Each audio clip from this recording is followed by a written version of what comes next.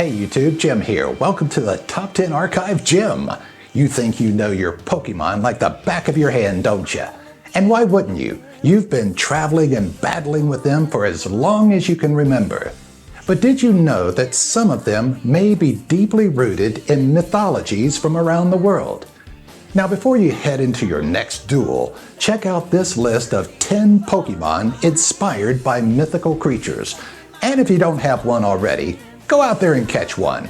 Gotta subscribe to them all. So go ahead and hit that subscribe button and click the bell to be notified of other Pokemon-inspired videos. Was your favorite Pokemon on this list? Let us know by giving us a thumbs up and leaving a comment. Number 10. Jinx. Dig into Japanese folklore and you'll find the legend of the Yamauba, a type of yokai, or supernatural entity known for its ability to bewitch men. Jinx has been connected to the Yamauba due to its flashy clothing and stark white hair, a staple of the ancient yokai. Jinx's icy abilities are thought to be a reference to Yamauba's home in the wintry and snowy mountains. Both the Pokemon and Yamauba are known for their alluring dance. Number 9. Mawile. Japanese lore tells of a yokai with a very notable feature, a mouth on the back of its head. Said to be an insatiable monster, the two-mouthed woman, told through the story of Futakuchi Onna, was a nightmarish monstrosity. The Pokemon Mawile sports the same recognizable hairstyle, business in the front, huge horrific mouth with sharpened teeth in the back. A darker version of Futakuchi Onna that doesn't quite fit in with Pokemon's child-friendly disposition blamed the husband for his wife's affliction, stating he starved her into forming the secondary mouth. Number 8. Ninetales. It's difficult not to make the connection between the Pokemon Ninetales and Kitsune, the Japanese word for fox.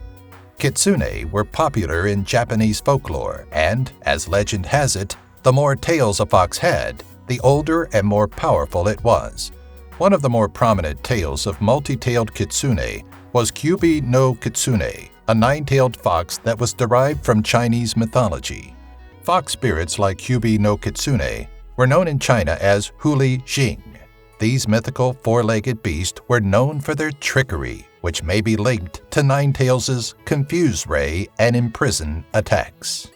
Number 7. Sableye.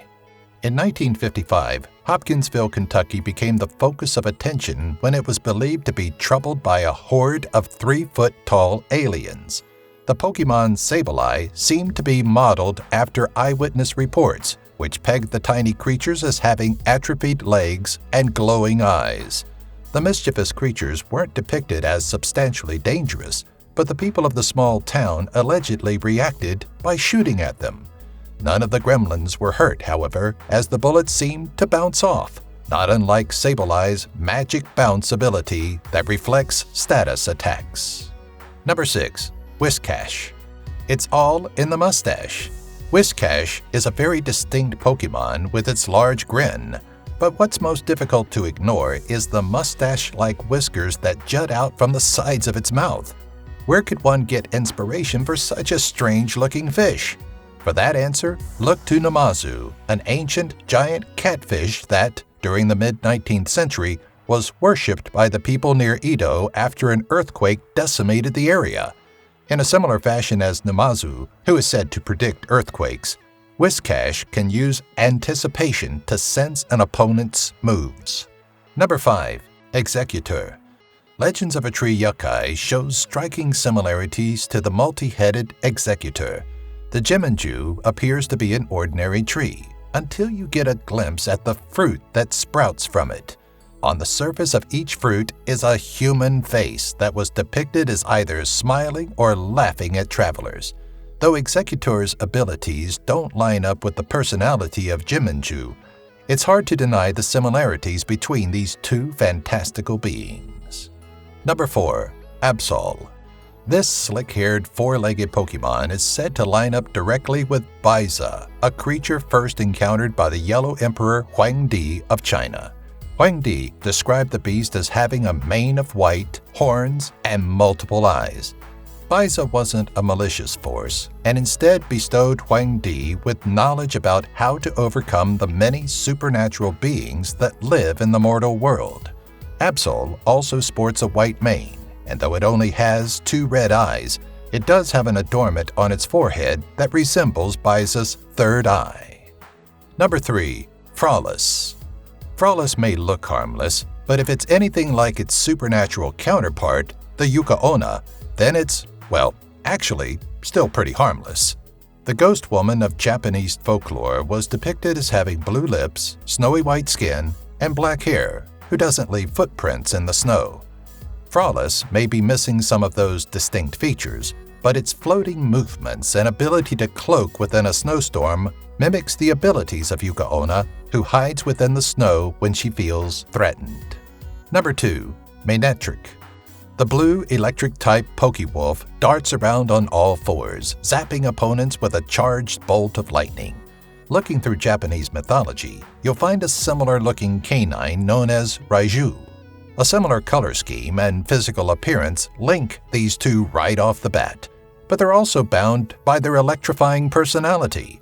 Like Ettrick, Raiju is wrapped in electricity and can also shoot off electrical bolts. Number 1. Golem. In 16th century Prague, anti-Semitic attacks pushed the Jewish population to turn to their god for protection. Rabbi Lau used God's name to bring life to a protective clay figure. Known as the Golem of Prague, the hulking figure appears to share similarities with the hulking Pokemon Golem. The most striking callback to the ancient tale, beyond Golerk's bulky size, is the band across its chest, which mimics that of the Golem's trademark crack. Like the Golem, Golem was created as a protector through supernatural means. Thanks for watching. What are some other ways Pokemon critters are connected to various tales and mythologies? Let us know in the comments.